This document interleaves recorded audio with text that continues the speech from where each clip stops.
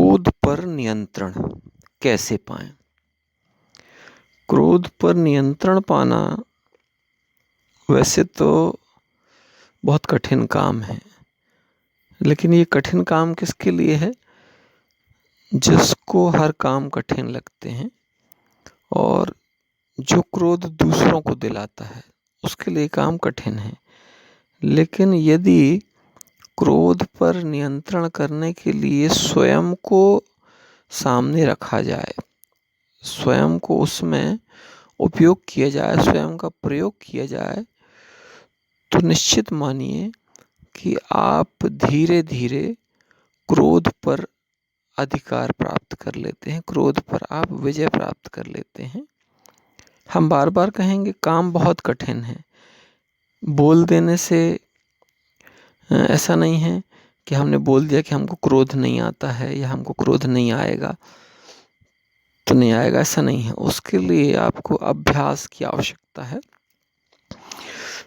जो व्यक्ति आपसे बता रहा है इस बारे में, उस व्यक्ति का कोई अनुभव जो है वो आपको स्वीकार करना पड़ेगा, तब आप जो है इस बात को समझ पाएंगे। अगर आपने सामने वाले को ज़्यादा सहजता से ले लिया, स्वीकारोक्ति में नहीं लिया, तो फिर आपका वो समय भी नष्ट होगा जिस समय पर आप इस बात को सुन रहे हैं।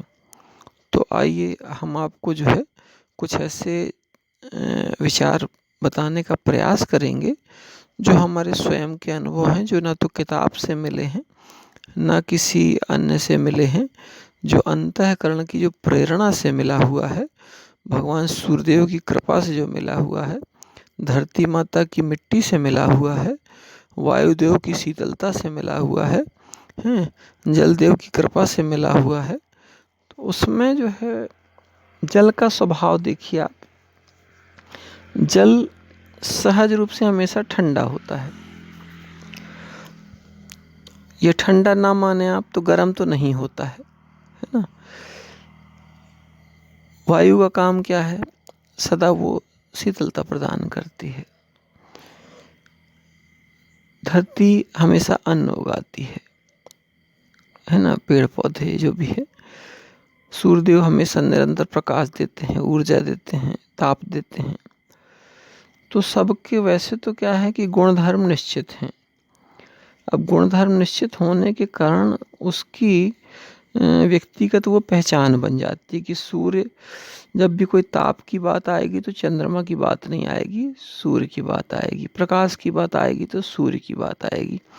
इसी तरीके से प्रकृति ने आपको भी एक गुण दिया है जो आपको पता है कि मेरे अंदर ये कमियां हैं और ये अच्छाइयां हैं।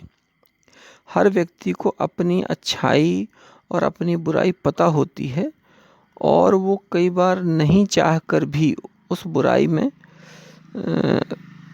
फंसा हुआ होता है। चाहता है कि मैं इस बुराई से निकल जाऊं, है ना।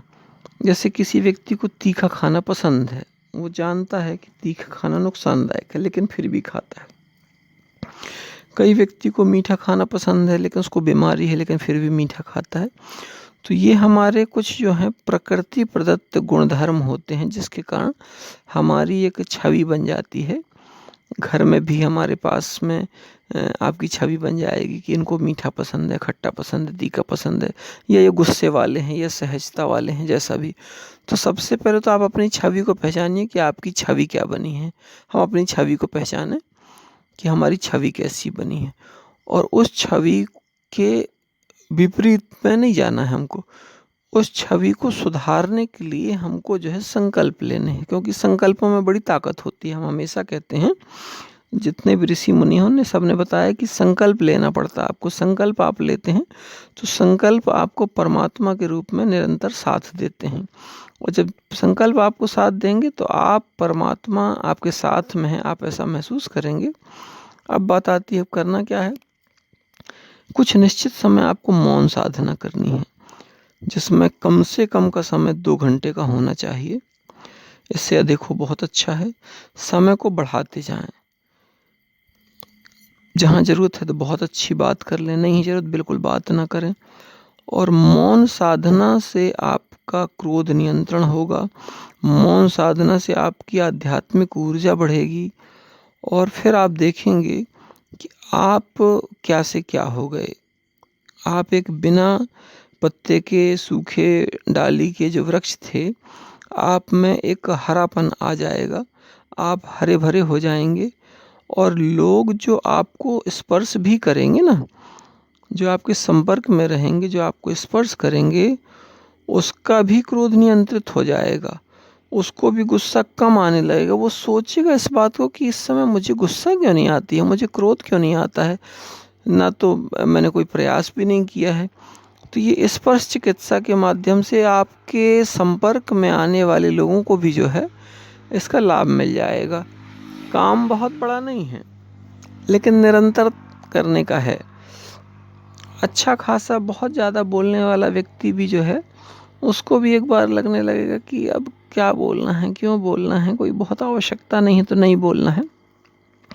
ऐसी छोटी छोटी चीज़ों का हम लोग जब अभ्यास करेंगे तो अपने आप सारा कुछ जो क्रम है ना, सारा कुछ क्रम इतना बढ़िया हो जाएगा कि और वो होगा सिर्फ परमात्मा की कृपा और प्रेरणा से ही। क्योंकि जैसे ही आपको लगा कि मुझे गुस्सा आता है तो नहीं आना चाहिए, तो मतलब आपको ईश्वर ने कहा कि अभी तक तुमने बहुत क्रोध कर लिया, अब तुमको क्रोध नहीं आना चाहिए, है ना। तो ऐसे छोटे छोटे प्रयास जो हैं जीवन के, आपका पूरा जीवन बदल देते हैं। जीवन को हम जिस भाव में कहते हैं कि जीवन को आनंदित कर देते हैं। क्योंकि हम लोग जो हैं वो नर से नारायण की यात्रा के लिए निकले हुए लोग हैं। हम लोगों का जीवन में आनंद पाना तो ठीक है, आनंद पाने के लिए आनंद बांटना हमारा संकल्प है, हमारा उद्देश्य है। और जब आपका संकल्प और उद्देश्य ही पवित्र होगा तो आपको वो सारी चीज़ें बिना प्रयास के, बिना अभ्यास के मिल जानी चाहिए और मिलती हैं। लेकिन धीरे धीरे धीरे धीरे चूँकि आपको कहीं ना कहीं बुराइयों से विरक्ति की ओर जाना पड़ता है। हर व्यक्ति को धन के प्रति लोभ रहता है, सुंदरता के प्रति लोभ रहता है, आकर्षण रहता है, लेकिन वो धीरे धीरे एक समय के बाद क्यों पीछे हो जाता है? क्योंकि उसने देख लिया होता है। उसी तरीके से आप ध्यान को मजबूत करें, अध्यात्म को मजबूत करें और बिना कुछ प्राप्त करने की इच्छा के शांत मौन साधना में बैठें आप, और देखिए आपका क्रोध, आपका आवेश घटेगा, खत्म होगा और आपके अंदर जो है आध्यात्मिक ऊर्जा प्रस्फुटित हो जाएगी और आप एक दिन देखेंगे आप बड़ी आध्यात्मिक ऊर्जा के धनी हो चुके हैं, बिना किसी किताब को पढ़े, बिना किसी व्यक्ति से मिले, और आप ये सब कर पाएंगे।